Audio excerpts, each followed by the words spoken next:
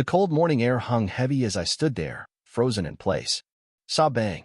Saw the gunshot cut through the silence like thunder right above my head. My heart jumped into my throat, and the noise still reverberated in my ears. I looked out across the field to where she stood. Karen. Her hands were raised, her face contorted in shock, and the blood from her shoulders started to bloom like ink spreading across a page. I stood there, watching it all unfold, unsure of what to do. Call 911. I shouted, my voice raspy from the adrenaline. Ashley was already on the phone, her voice trembling.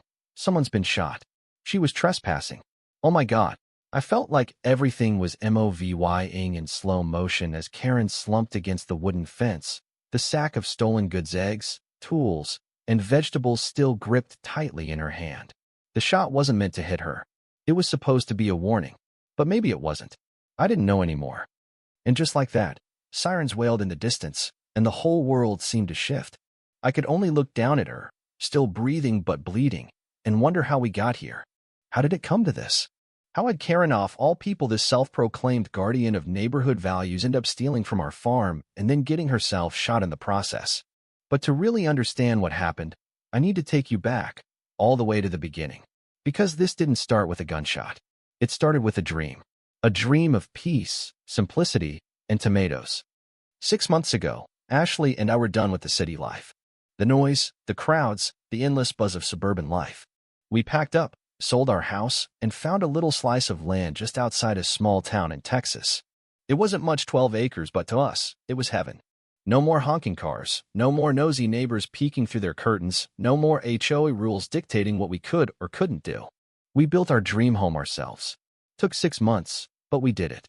We raised chickens, planted tomatoes, kale, zucchini, tried strawberries, though the Texas sun was brutal. Some things didn't take, but it didn't matter. It felt like we were building something real, something that was ours, something that no one could take from us. But we were wrong. We were so wrong. The emails started coming. At first, I thought it was some kind of spam. This is to inform you that you are in violation of community standard codes. I thought it was a mistake because we weren't even in the neighborhood anymore. That was the whole point. But the HOA from the neighborhood next door, the one where Karen lived, claimed they had some kind of fictional authority over our property. Apparently, they could see our barn from their fancy cul-de-sac, and that was enough for them to step in. And at the center of it all was Karen, middle-aged, short brown hair, crisp iron polos, and an attitude that made you feel like you were trespassing just by standing in your own yard. She was the president of the HOA, and she took her job like it was the mayor of a country club. The first time she marched onto our land, I didn't know what to expect. No knocking, no polite introductions, just waltzing in like she was inspecting her own garden. "You'll need to paint this barn," she said, tapping her clipboard. "It's rust red. We only allow forest green or white within visible sight lines of our community." I didn't know how to respond. I was so stunned I couldn't even speak. Ashley, always the calm one, stepped up. "Excuse me, ma'am, but this is private property. We don't follow your HOA rules." Karen sniffed, clearly unimpressed. "If it affects our property values, it's our business," she replied, coldly. From that moment on, it was war. She called animal control on our chickens, claimed the roosters crowing was emotional terrorism. Then it got worse. She started sending compliance letters, each one with photos she must have taken from behind the trees on the edge of her neighborhood. We ignored her at first, figured she'd get the hint. But then one morning, I woke up to find our barn tagged with white spray paint. Huge letters, "Paint it now."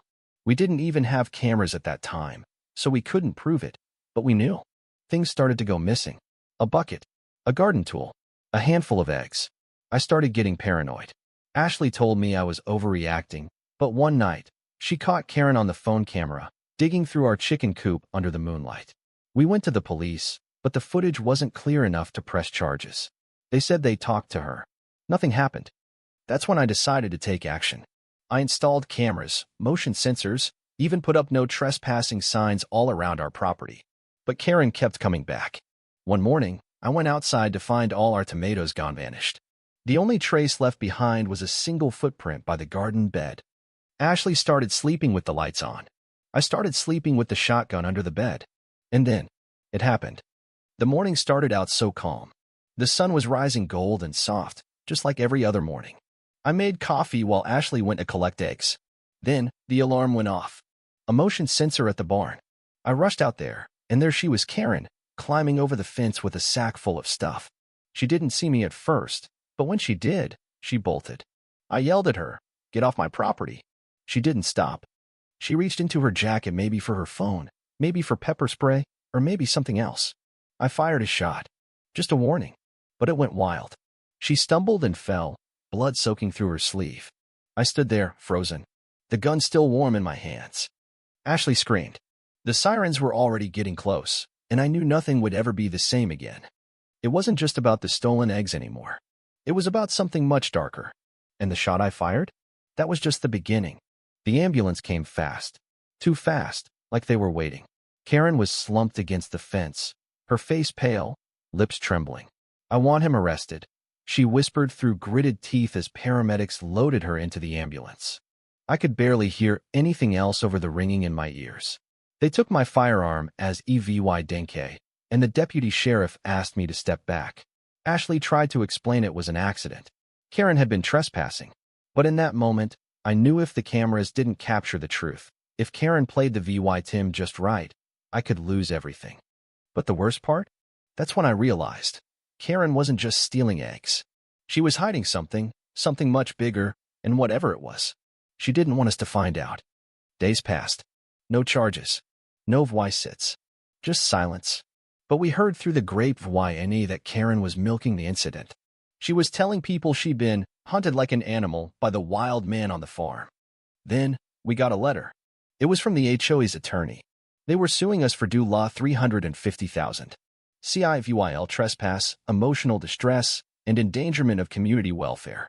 I was shocked. How could she do this? But then, things got stranger. One night, I found a trail of cracked eggs in the field, and a note left behind.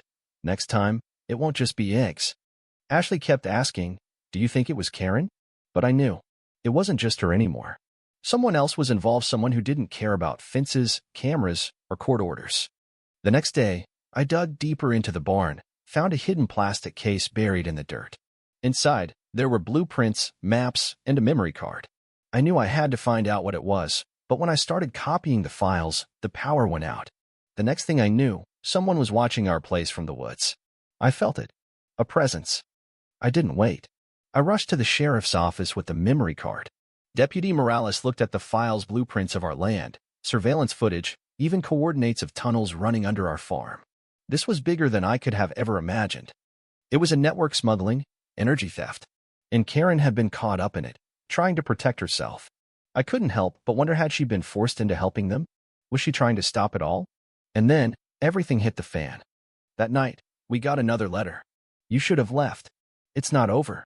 The power flickered. The chickens screamed. I knew they were coming for us. They weren't done yet. What would you have done if you were in my shoes? Would you have fought back, or would you have run? Let me know in the comments below. And don't forget to share this video. This story isn't over yet. Keep watching, because this nightmare is far from finished.